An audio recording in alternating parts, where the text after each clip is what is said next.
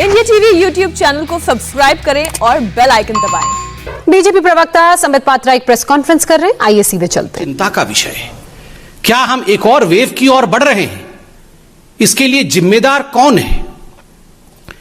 देखिए, केरल में जून 6 के बाद आज सर्वाधिक केस आए हैं। आज राज्य में 22,000 केस आए हैं। इससे पहले जून 6 को तमिलनाडु में 20,421 केस थे। उसके बाद किसी भी राज्य में अगर सर्वाधिक केसेस आए हैं जून 6 के बाद तो वो केरल राज्य है। केरल में भी मई 29 के बाद ये सर्वाधिक केस है। इससे पहले केरल में भी विषय कंट्रोल की तरफ बढ़ रहा था, मगर कहीं ना कहीं कुछ ऐसा हुआ है, कहीं ना कहीं कुछ गलती केरल सरकार से हुई है, जिसका नतीजा यह हुआ है कि आज पूरे हिंदुस्तान का सर्वाधिक केस केरल से निकल रहा है। विगत 4 हफ्तों में, in the last 4 weeks, the case load in Kerala is consistently increasing. विगत 4 हफ्तों में जो केस लोड कोरोना का है केरल में, वो लगातार बढ़ते जा रहा है।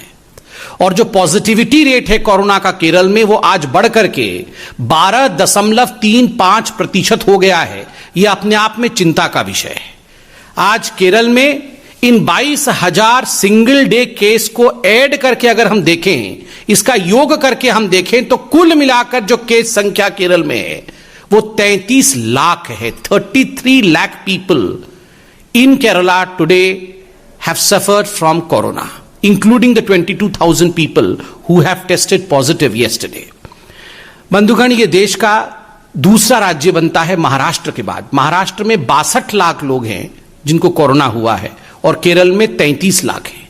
तो स्वाभाविक रूप से चाहे महाराष्ट्र हो चाहे केरल हो, यह चिंता का विषय है कि जब देश सेकेंड वेव से उभरा है और थर्ड वेव कैसा नहीं आए, how to prevent third wave, इस पर पूरे देश में चर्चा हो रही है और यह चिंता का विषय है। ऐसे में what is the carelessness of the Kerala government that we see such kind of case load rise? क्या गड़बड़ी हुई है केरल में, यह जानना पड़ेगा। आपको पता होगा कि बीच में कांवड़ यात्रा के समय एक बहुत बड़ी चर्चा देश के मीडिया में और देश के राजनीतिक हलकों में हुई थी, और यह चर्चा थी कि कांवड़ यात्रा को बंद करना चाहिए। देखिए, बहुत ही दायित्ववान बनते हुए, बहुत ही जिम्मेदारी के साथ, चाहे उत्तराखंड की सरकार हो चाहे उत्तर प्रदेश की सरकार हो, किस प्रकार से लोगों के जान को बचाना है, इस विषय को लेकर इन दोनों सरकार आगे बढ़ी।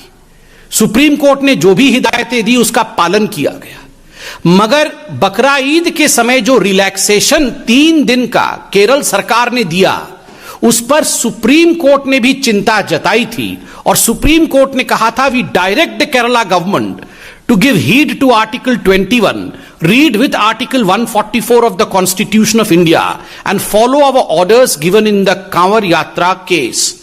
कांवड़ यात्रा में हमने जो हिदायतें दी है, हमने जो फैसला सुनाया है, केरल सरकार को चाहिए कि वो उन हिदायतों का, उन एडवाइजेस का और उस फैसला का पालन केरल में भी करे बकरा ईद के समय। मगर दुख के साथ मुझे कहना पड़ रहा है, तुष्टीकरण की राजनीति जीती और सुप्रीम कोर्ट के इस हिदायत को केरल की सरकार ने पालन नहीं किया। नतीजा 22,000 केस आज केरल के अंदर आए हैं। नतीजा आज केरल एक दूसरे वेव की ओर बढ़ रहा है। ये तुष्टीकरण, आप सोचिए किस हद तक हमारे राजनेताओं को क्या क्या करा सकता है। मुझे तकलीफ हो रही है कहते हुए कि आज कोई भी ऐसा पॉलिटिकल पार्टी नहीं है बीजेपी को छोड़कर जो केरल के इस परिस्थिति पर चिंता व्यक्त करे और जो केरल को और हमारे तथाकथित लिबरल पॉलिटिशियंस को, जो तुष्टीकरण की आड़ पर अपने आप को लिबरल कहते हैं, उनको आईना दिखाने का काम करे। मैं धन्यवाद करता हूं मीडिया का, जिन्होंने इस विषय को आज अखबार के माध्यम से और आज न्यूज के माध्यम से उठाया है और हमें जागरूक करने का काम किया है। ठीक उसी प्रकार आप राजस्थान में देखिए, आपको जान के आश्चर्य होगा कि राजस्थान में उनके जो स्वास्थ्य मंत्री हैं, खुद स्वास्थ्य मंत्री रघु शर्मा जी, वो कल अपना जन्मदिन मनाते हुए इंदौर के ऑडिटोरियम में, इंदौर शहर के ऑडिटोरियम, एक इंडोर ऑडिटोरियम है राजस्थान में, तो उस इंडोर ऑडिटोरियम में वो अपना जन्मदिन मना रहे हैं और सैकड़ों लोगों को उन्होंने उसमें हाजिर किया है। अभी यह भी मीडिया में चल रहा है कि मंत्रिमंडल का फेरबदल राजस्थान में हो सकता है। तो शक्ति प्रदर्शन करने के लिए कि हमारे पास ज्यादा लोग हैं, यह दिखाने के लिए रघु शर्मा जो स्वास्थ्य मंत्री हैं, वो जिस प्रकार का व्यवहार कर रहे हैं, सैकड़ों लोगों को कहीं ना कहीं वो खतरे में डाल रहे हैं कोविड रिस्ट्रिक्शंस हटा करके। स्कूल कॉलेजेस राजस्थान में बंद है, किंतु आप देखिए राजस्थान में खुद स्वास्थ्य मंत्री और उनकी सरकार लोगों की जान को खतरे में डाल रही है। और वैसे में आज राहुल गांधी और कुछ विपक्ष के नेता जब सवाल पूछने संसद के पटल को छोड़ करके संसद के बाहर आते हैं और सवाल पूछते हैं, तो इन सवालों का जवाब जनता भी देना चाहती है और हम भी चाहते हैं इन सवालों का जवाब राहुल गांधी को दिया जाए। राहुल जी, आपने कहा कि आज पूरा विपक्ष जो है वो पूरा विपक्ष आज एक हो गया है और एक होकर ये कुछ सवाल पूछ रहा है। राहुल जी, ये तथाकथित विपक्ष एक कब नहीं था? आज ममता जी भी चाय पी रही हैं सोनिया गांधी जी के साथ, आप कह रहे हैं कि हम सब एक हो गए। आप याद करिए 2018 में कर्नाटक में किस प्रकार ये तमाम विपक्ष के नेता एक दूसरे के हाथ पकड़ करके मंच पर मौजूद थे। ममता जी, मायावती जी, सोनिया जी, ये सारे लोग मंच पे मौजूद थे और कह रहे थे हम तमाम नेता एक होकर भारतीय जनता पार्टी को हराएंगे, हम मोदी जी के विचारधारा के खिलाफ अपनी आवाज को बुलंद करेंगे। क्या नतीजा हुआ? क्या नतीजा हुआ? जनता जनार्दन है। राहुल गांधी, अखिलेश जी एक साथ साइकिल में बैठे थे, दो अच्छे लड़के यूपी के निकले थे साइकिल पे। क्या नतीजा हुआ उस साइकिल यात्रा का? क्या नतीजा हुआ इन सबके गठबंधनों का? कुछ नतीजा नहीं निकला। 2019 के लोकसभा से पहले भी कलकत्ता के अंदर किस प्रकार ये तमाम नेता पुनः एक बार एक हो गए थे कि हम विपक्षी लोग सब एक हो गए। क्या चाहते हैं ये जो विपक्ष है जिनको आज आप देख रहे थे, ये क्या चाहते हैं? ये इन तमाम लोगों की एक ही मंशा है अपने परिवार को बचाने की। बस आपको क्या लगता है अखिलेश यादव जी की पार्टी क्या चाहती है कि भारत का जो है स्वर्णिम युग वापस आ जाए? कदाचित नहीं। वो सिर्फ इतना चाहते हैं कि हमारे बच्चे कैसे सेटल हो जाएं। आपको क्या लगता है लालू प्रसाद यादव जी की पार्टी क्या चाहती है कि पूरे हिंदुस्तान में चमचमाती सड़कें बन जाएं? कदाचित नहीं। वो सिर्फ इतना चाहते हैं कि हमारे दो बेटे कैसे बस ठीक ठाक लग जाए, किनारे लग जाए, राजनीति में आ जाए। आपको क्या लगता है शिवसेना क्या चाहती है कि किस प्रकार से महाराष्ट्र उन्नत महाराष्ट्र बन जाए? बिल्कुल नहीं। वो सिर्फ किस प्रकार परिवार आगे बढ़े उसकी चिंता करती है। आपको क्या लगता है कि ये कांग्रेस पार्टी, सोनिया जी, प्रियंका जी, राहुल जी घर में बैठ के ये चिंता करते होंगे कि फिर से हिंदुस्तान को सोने की चिड़िया बना देनी है? बिल्कुल नहीं। राहुल और प्रियंका कैसे राजनीतिक रूप से सेटल हो जाए, इनकी एक ही चिंता है। नरेंद्र मोदी जी जो किसी राजनीतिक परिवार से नहीं आते हैं, उनकी एक ही चिंता है हिंदुस्तान को विकास के पथ पे सेटल करना है। इसीलिए जनता जनार्दन आपके इस विपक्ष के एक होने के नाटक को सब समझती है, अच्छे तरह से समझती है। दूसरा प्रश्न राहुल जी ने उठाया कि हमारी आवाज को पार्लियामेंट में दबाया जा रहा है। राहुल जी, कौन किसकी आवाज दबा रहा है? ये हिंदुस्तान की जनता आज टेलीविजन के माध्यम से देख रही है, सब कुछ टीवी पे आता है। कौन दबा रहा है आवाज को? मैं जनता से पूछता हूं, मैं भी साधारण व्यक्ति हूं। आप बताइए, ये कोविड के समय जब दूसरी लहर चल रही थी, जिस समय कई लोग अपना दम तोड़ रहे थे, ये सारे कांग्रेस के नेता ये क्या कह रहे थे? राहुल जी क्या कह रहे थे? अभी बुलाओ, विशेष सत्र बुलाओ, अभी हम कोरोना के ऊपर चर्चा करना चाहते हैं। We want to discuss about corona, we want to discuss about Covid. उस समय आप विशेष सत्र बुलाना चाहते थे। आज वास्तविक सत्र चल रहा है, उसमें एक दिन कोरोना के ऊपर चर्चा नहीं, एक दिन कोविड के ऊपर कोई चर्चा नहीं। जब आदरणीय प्रधानमंत्री खुद कहते हैं आप तीक्ष्ण सवाल पूछिए, कठिन सवाल पूछिए, हम जवाब देंगे, यही लोकतंत्र है, तो आप सवाल पूछते नहीं है कोरोना पे। जब आदरणीय प्रधानमंत्री जी मीटिंग रखवाते हैं कि सभी पार्टी के लोग, सभी दल के लोग आए, हम एकजुट होकर बैठेंगे, तीसरी लहर में किस प्रकार लड़ाई लड़नी है, हर जिले में कैसे एक ऑक्सीजन प्लांट खुलना है, उस पर हम चर्चा करेंगे, तो ये कांग्रेस वाले नदारत रहते हैं। उस समय वो दिखते नहीं है, वो उस मीटिंग का बहिष्कार करते हैं। जनता जनार्दन सब देख रही है राहुल गांधी। आज आप कह रहे हैं हमारे लिए पेगासस सबसे महत्वपूर्ण है। हमारे एक झूठे मुद्दे को, एक मैन्युफैक्चर्ड मुद्दे को आप कह रहे हैं कि यह हमारे लिए सबसे महत्वपूर्ण है, हमारे लिए कोरोना महत्वपूर्ण नहीं है। आप लोगों के जीवन के साथ खिलवाड़ कर रहे हैं। लोगों ने आपके कुछ सांसदों को चुना है और भेजा है, उन इलाकों के लोगों का जीवन भी महत्वपूर्ण है, उनके साथ खिलवाड़ करना उचित नहीं है, यह आपकी जिम्मेदारी नहीं है। आप जनता जनार्दन की आवाज को दबा रहे हैं पार्लियामेंट में। तीसरी बात, राहुल गांधी ने कहा कि उनके फोन में हथियार डाल दिया गया है, कि हमारे फोन में हथियार डाल दिया गया है। राहुल जी, हथियार डाल दिया गया है आपके फोन में तो आप इतने दिन तक बैठे क्यों हुए? आपको पता है आपके फोन के अंदर हथियार है। आप हथियार निकालने के लिए फॉरेंसिक डिपार्टमेंट गए, आप पुलिस थाने में जाके हथियार निकालने के लिए एफआईआर किया आपने। आप बताइए, आपको अगर हम में से किसी को पता चल जाए कि हमारे फोन के अंदर हथियार है तो हम हाथ पैर धर के घर में बैठेंगे? बिल्कुल नहीं। हम जाके हथियार निकालें? कोई हथियार नहीं है। जो चीज है नहीं उसका हथियार बना करके पार्लियामेंट को रोकना, एक नॉन एग्जिस्टेंट इशू को इशू बना करके किस प्रकार वो हथियार के रूप में काम करे ताकि ये लोग पार्लियामेंट से नदारत रहे, ताकि असली मुद्दों पर चर्चा ना हो, ताकि पार्लियामेंट स्टॉल हो जाए, यही इनका हथियार है। आज भी इस मंच से मैं कहना चाहूंगा, राहुल जी, आपके फोन में हथियार है तो तुरंत फोन को जाके पार्लियामेंट के थाना में आप सरेंडर करिए, हथियार निकलवाइए।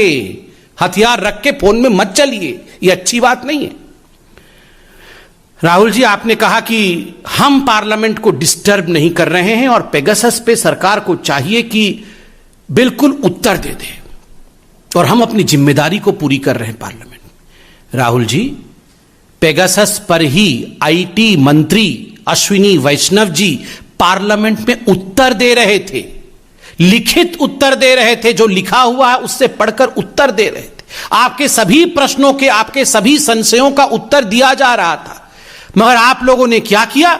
आप लोगों ने कागज को आदरणीय मंत्री जी के हाथ से छीन करके फाड़ दिया, उसे हवा में उड़ा दिया, उसे फेंक दिया। यह जिम्मेदारी है? ये जिम्मेदारी नहीं है, ये गैर जिम्मेदाराना बिहेवियर है और ये लोकतंत्र की मर्यादाओं का छलनी उड़ाना है। ये लोकतंत्र की मर्यादाओं के साथ खिलवाड़ करना है। हम पार्लियामेंट में उत्तर दे रहे हैं, मंत्री खड़े हैं, उत्तर पढ़ रहे हैं, हाथ में से कागज छीन के फाड़ देना। Rahul ji, many leaders in the opposition have learned the same gimmicks that you used to follow in your party. We were reminded that day the way you had torn the ordinance of Dr. Manmohan Singh, the then Prime Minister.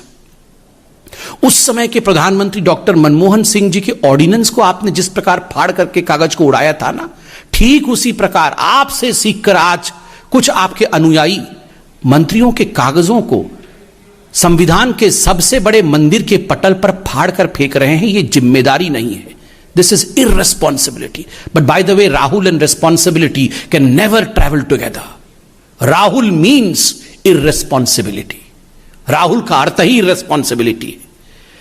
बंधुगण, ये सारे प्रश्न बहुत महत्वपूर्ण हैं। हर विषय पर अगर कहीं चर्चा होनी चाहिए, सख्त से सख्त अगर सवाल कहीं पूछना चाहिए, ये आदरणीय प्रधानमंत्री जी ने फर्स्ट डे बताया, पहले दिन में सत्र में बताया कि पार्लियामेंट में होना चाहिए। पार्लियामेंट पूरा हिंदुस्तान आज टीवी के माध्यम से देखती है। क्या हो रहा है पार्लियामेंट में? कागज उड़ाया जा रहा है, प्लेकार्ड्स दिखाए जा रहे हैं। आज जनता पूछती है कोविड पे चर्चा ऑपोजिशन क्यों नहीं कर रही है? We expect the opposition, we expect particularly the Congress party and Rahul Gandhi to be responsible. यही हमें कहना था। कोई प्रश्न हो तो अवश्य पूछे।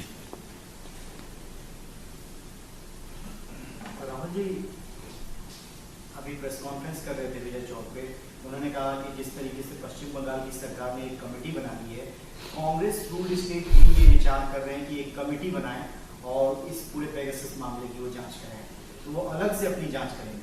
देखिए राहुल जी, अलग से जांच कराना चाहते हैं तो उनके फोन के अंदर हथियार है, उसकी जांच कराना चाहते हैं तो सिंपल है बहुत। अपने फोन को फॉरेंसिक डिपार्टमेंट में दे दे, पुलिस में एफआईआर कराएं और कहें कि मेरे फोन में हथियार है। ये एफआईआर करते नहीं है। आपके फोन में अगर हथियार होगा आप एफआईआर करेंगे ना? उनके फोन में हथियार है, वो बोल रहे हैं मैं जानता हूं मेरे फोन में हथियार है। मगर मैं कंप्लेंट नहीं करूंगा, केवल प्रेस कॉन्फ्रेंस करूंगा। यह कमाल की बात है। अगर मेरे फोन में हथियार होगा तो मैं प्रेस कॉन्फ्रेंस करने से पहले एफआईआर करूंगा, अपने फोन को पुलिस स्टेशन में दे के आऊंगा। ये राहुल जी के फोन में ऐसा क्या है जो इतना डर रहे हैं कहीं भी देने के लिए? ऐसा क्या है उनके फोन में? और राहुल जी की क्यों कोई जासूसी कराएगा? क्यों जासूसी कराएगा राहुल जी की? आप बताइए। इनसे तो कांग्रेस पार्टी ही नहीं चल रही है, इनका कौन जासूसी कराएगा? क्या हो जाएगा? कौन सा ज्ञान मिल जाएगा इनका जासूसी करा करके? कोई किसी की जासूसी नहीं करा रहा है। इसको स्पष्ट रूप से मंत्री जी ने उत्तर दिया है। दुखद है कि उनके उत्तर को फाड़ करके फेंक दिया गया। और राहुल जी, आप जांच कराना चाहते हैं, अपनी फोन की जांच कराइए, जाके बिल्कुल जांच कराइए, स्वतंत्र देश है। समित जी, एक आखिरी सवाल। राहुल गांधी ने उसने ये कहा कि मेरी प्राइवेसी का कोई मामला नहीं, क्योंकि इस सरकार ने एंटी नेशनल काम किया है और जो 14 पार्टियां आज विजय चौक पर इकट्ठा हुई हैं, सबकी यही मांग है कि इस पूरे मामले पे जब तक जांच नहीं होगी सत्र नहीं चलेगा। आज राहुल गांधी जी ने दो शब्दों का इस्तेमाल किया है, एंटी नेशनल और treason. It is anti national not to discuss Covid on the floor of the parliament. पूरे विश्व में जिस महामारी को लेकर सैकड़ों लोगों की जानें चली गई, जिस महामारी को लेकर हर देश में आज परेशानी है, उस विषय पर अगर हमारे चुने हुए प्रतिनिधि डिस्कशन ना करे, डिबेट ना करे, तो वो देश के खिलाफ है। नमस्ते, मैं हूं मीनाक्षी जोशी। वीडियो और खबरों से अपडेट रहने के लिए India TV YouTube channel subscribe करें, बेल आइकन दबाना ना भूलें। जुड़े रहें इंडिया टीवी के साथ।